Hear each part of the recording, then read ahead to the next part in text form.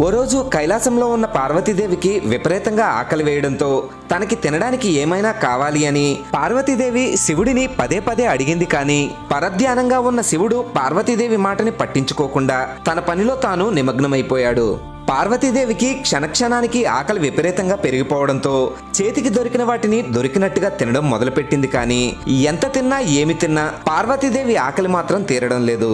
అది గమనించిన శివుడు పార్వతీదేవికి అడ్డుపడడంతో పార్వతీదేవి శివుడిని తన నోట్లో వేసుకుని అమాంతం మింగేసింది.